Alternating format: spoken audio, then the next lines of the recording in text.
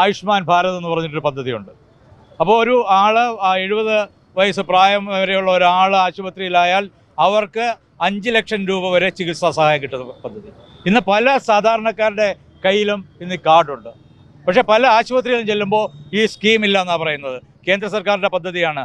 സംസ്ഥാന സർക്കാരിൻ്റെ വിഹിതം ഈ കാര്യത്തിൽ അവർ ആ വിഹിതം നൽകാത്തത് കൊണ്ടാണ് ഈ പദ്ധതികൾ പരാജയപ്പെടുന്നത്. അതുപോലെ തന്നെ എല്ലാ കാര്യങ്ങളിലും കേന്ദ്ര സർക്കാർ മുന്നോട്ട് വയ്ക്കുന്ന പരിപാടികൾ അല്ലെങ്കിൽ ചില പദ്ധതികൾ ഇവർ നടപ്പിലാക്കുന്നു. ഇവിടെ പേര് മാറ്റിയപ്പോൾ തന്നെ സ്മാർട്ട് സിറ്റിയുടെ ഉദ്ഘാടനം ഗംഭീരമാക്കി നടത്തി.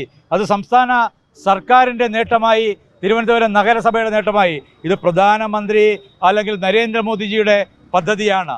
അപ്പോൾ ഇത് എല്ലാ ജനങ്ങൾക്കും ഈ കാര്യങ്ങൾ വ്യക്തം. അതുപോലെ ഗ്രാമീൺ സഡക് യോജന. അപ്പോൾ നിരവധി ക്ഷേമ പദ്ധതികളാണ് കേന്ദ്രം കൊണ്ടുവന്നിട്ടുള്ളത്. അതിൻ്റെ ക്രെഡിറ്റ് എടുക്കുക മാത്രമാണ് ഇന്ന് സംസ്ഥാന സർക്കാർ ചെയ്യുന്നത്.